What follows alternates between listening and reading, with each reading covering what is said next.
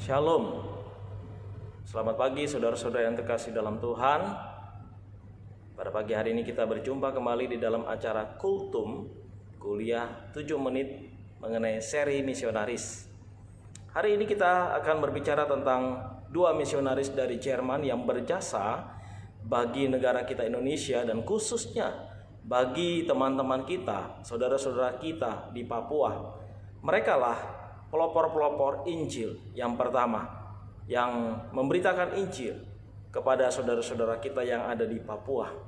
Saudaraku, mereka harus berjalan dari Jerman ke Belanda, Batavia hingga Ternate, dan akhirnya mereka masuk ke Pulau Mansiman, saudara-saudara, hingga kemudian mereka tiba di Papua, saudara. Satu perjalanan yang jauh berlayar.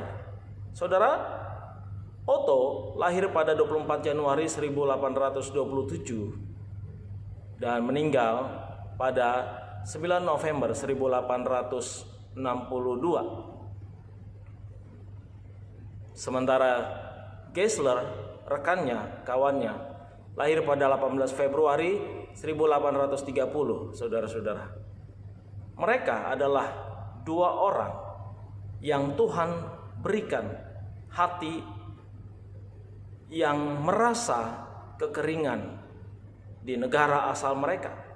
Karena pada waktu itu di Eropa dan khususnya Jerman, pikiran-pikiran daripada Enlightenment sudah mempengaruhi gereja dan pendeta-pendeta yang ada di sana. Itulah yang membuat mereka kemudian memikirkan ulang apa sebenarnya hakikat daripada Injil, yaitu memberitakan Injil kepada bangsa-bangsa kafir, bukan hanya berkhotbah yang mengandalkan rasio semata-mata, saudara. Itulah yang membuat mereka kemudian tergerak. Walaupun Otto berasal dari keluarga di mana papanya kurang mendukung kehidupan rohaninya, tetapi mamanya sungguh adalah mama yang mengarahkannya kepada Tuhan, mendisiplinkannya untuk beribadah, untuk taat kepada Tuhan, menjalankan firman Tuhan. Walaupun pada waktu dia berusia 18 tahun, dia mulai tertarik untuk menjadi seorang pelayan Tuhan, bahkan misionaris. Mamanya sempat keberatan ditinggalkan anaknya ini. Saudaraku, demikian juga dengan Geisler. Geisler seorang Jerman yang hatinya rindu untuk memberitakan Injil.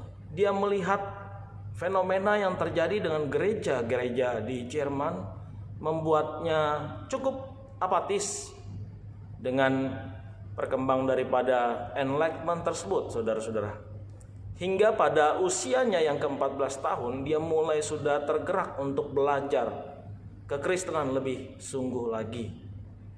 Dan pada 19 tahun, matanya mulai terbuka ketika pada satu gerbang gereja ada satu tulisan, "Ke seluruh bumi beritakan Injil."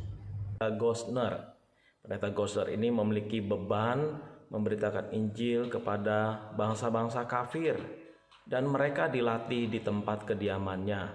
Mereka dilatih untuk memberitakan Injil dan sambil juga bekerja. Khususnya Geisler, dia bekerja sebagai pembuat mebel karena dia berasal dari keluarga tukang kayu. Dan pada waktunya mereka harus berangkat dan mereka memulai perjalanan dari Rotterdam, saudara-saudara. Mereka berangkat 25 Juni 1852 dan perjalanan yang jauh membuat mereka berjalan dengan berlayar hingga berbulan-bulan, ada sekitar 4 bulan, dan mereka tiba di Batavia 7 Oktober 1852, saudara-saudara. Dan mereka sempat lama di Batavia ini, ya saudaraku. Baru tahun 1854 mereka menuju ke Ternate, dan di Ternate pun mereka kemudian 12 Januari 1855 baru berangkat mereka ke Manokwari atau ke Papua, dan mereka tiba di Pulau Mansinam, saudara-saudara, pada 5 Februari 1855. Nah, inilah kisah perjalanan dari kedua saudara ini, Otto dan Geisler. Dan di dalam pelayanan mereka, Otto dan Geisler, saudara-saudaraku, mereka melayani dengan mencoba mengerti adat istiadat yang berlaku di daerah Papua, saudara-saudara. Mereka mempelajari kebudayaan orang-orang Papua, perilaku hidup penduduk setempat.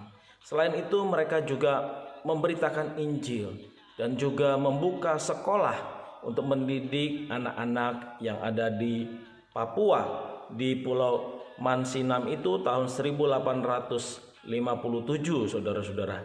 Dan mereka juga menyusun lagu rohani untuk orang-orang Papua ke dalam bahasa mereka, dan juga menerjemahkan Alkitab ke dalam bahasa Papua. Sungguh mereka mengalami banyak tantangan, tetapi mereka boleh tetap kuat setia melayani Tuhan.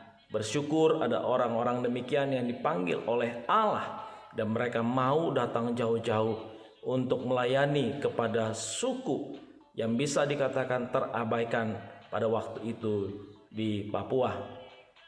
Puji Tuhan untuk semua karya perbuatan Tuhan bagi Indonesia dan bagi tanah Papua. Tuhan menyertai kita.